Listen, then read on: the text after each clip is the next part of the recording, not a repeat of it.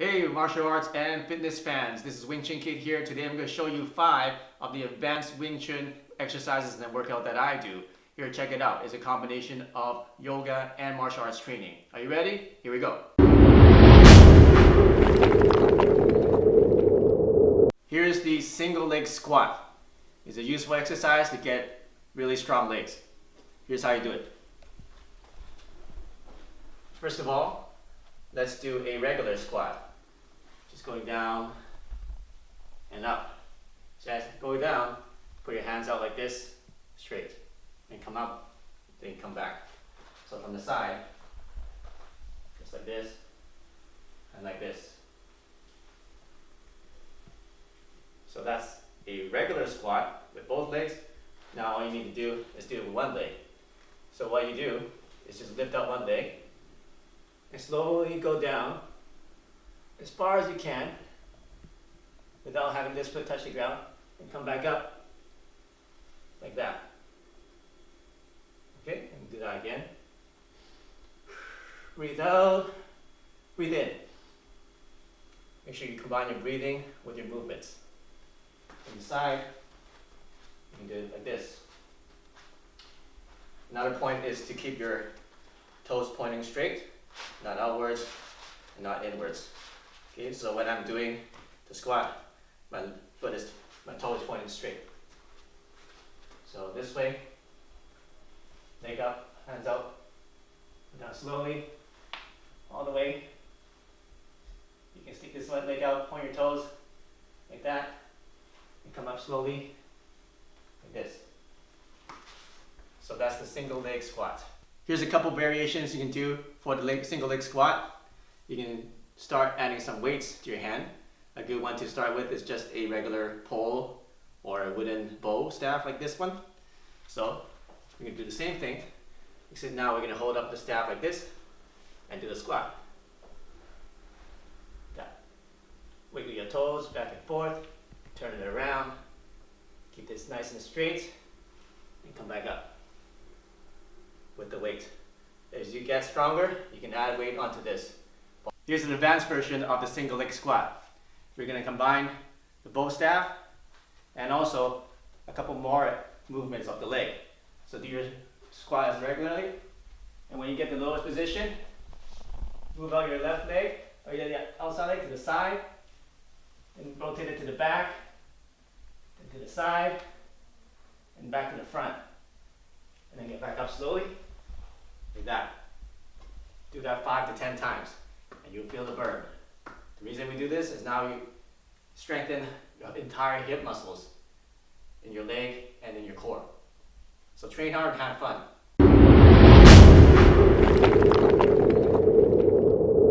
The side plank. A lot of people do it with just the hands, which is great, but we're going to do it with our knuckles. This is really good for Jeet Kune Do training when they do their straight lead. Now you can use the side plank to solidify and strengthen your straight lead.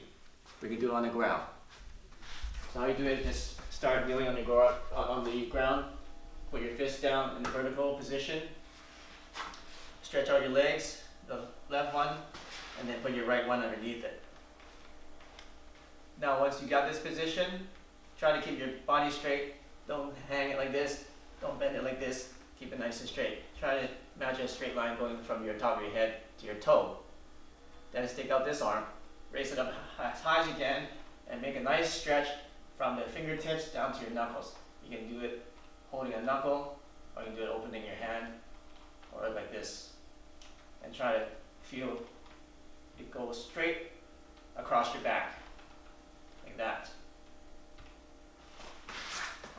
So that's a side knuckle plank, and train that and you get a stronger punch. A couple variations you can do is change the angle of your fist here. So we did the vertical one like this, but we can also change it to be horizontal like this.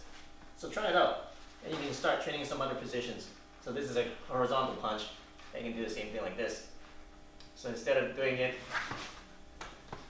this way, you do it this way, horizontal.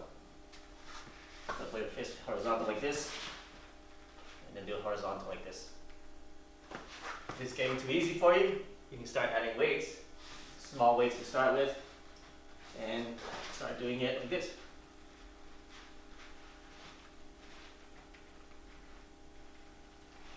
Okay, so as the horizontal plank, some pointers is a lot of people's wrists aren't that strong, so start easy. Start easy. Just do it on your knees to get a stronger wrist. I prefer to get pads, something not too soft, not too hard, so that your knuckles won't be you won't get bruises on your knuckles as easily. So that's a side knuckle plank.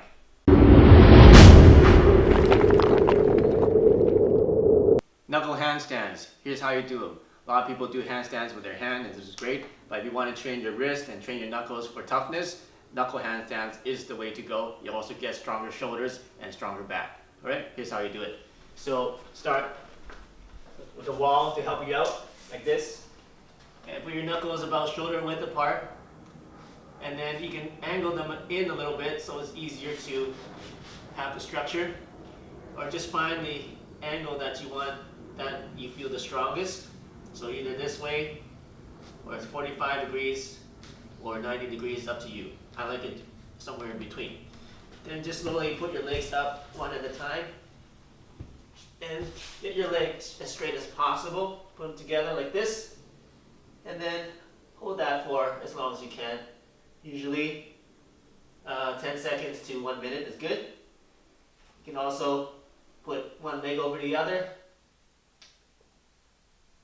Alright, so that is your knuckle handstand. You want to come back down, just do one leg at a time, just like that. One important tip for this exercise is you need to keep your back straight. So when you're against the wall, make sure that your feet are here and your body is on a complete straight angle like this. Even though it's on an angle, make sure it's completely straight. You don't want to have a curve like this or a curve like this. So let me demonstrate again. Put your feet up like that. You don't want to bend it like this, like that. Have your back bent this way or the other way. You want to keep it straight from your knuckles all the way to your toes, as straight as possible. So that's one point to do this properly. A couple of safety pointers for you if you're doing this exercise. Make sure that you have a nice soft surface so that if you do tumble forward, that you fall into something soft and don't hurt your back. Another thing is don't do it for too long because the blood will rush to your head and you might get dizzy. Once you get back up, get up slowly, take a deep breath so that the blood will go back to the rest of your body so that you don't faint.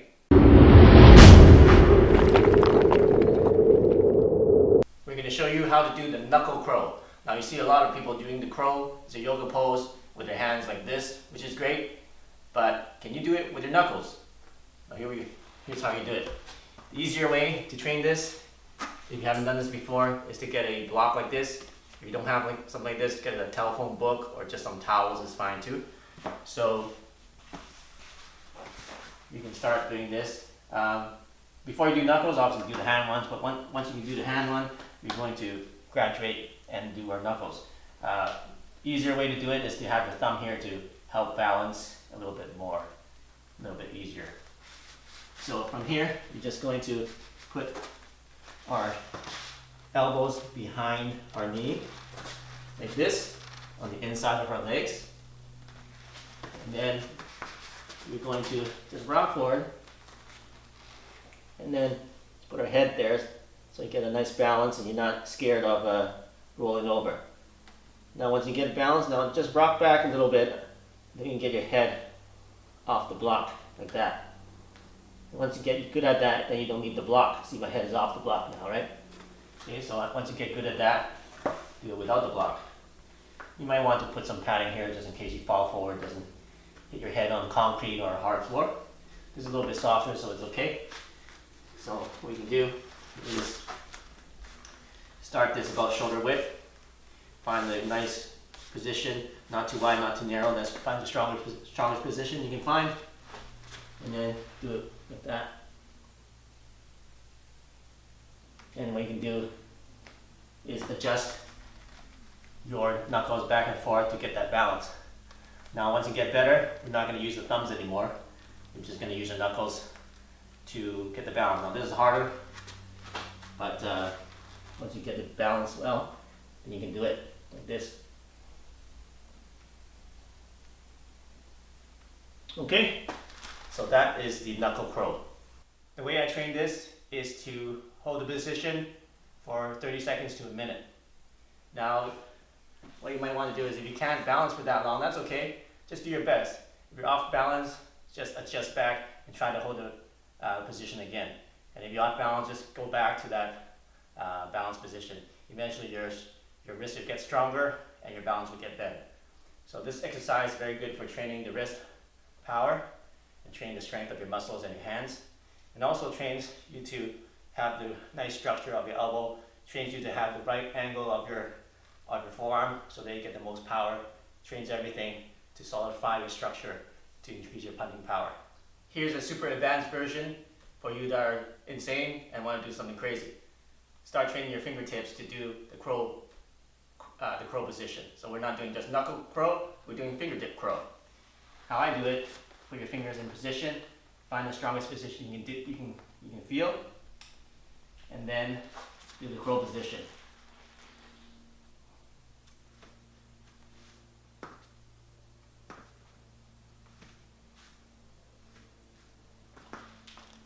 It's very difficult to get balance because your fingers are not as strong as your knuckles.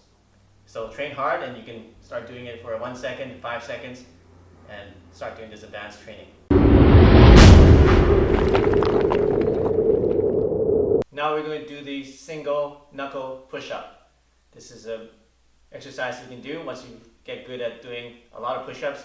I say at least 50 push-ups without stopping. Then you can start doing single hand push-ups with just your knuckles. Here's how you do them. Get into a regular push-up position, and then expand your legs a little bit wider, like that.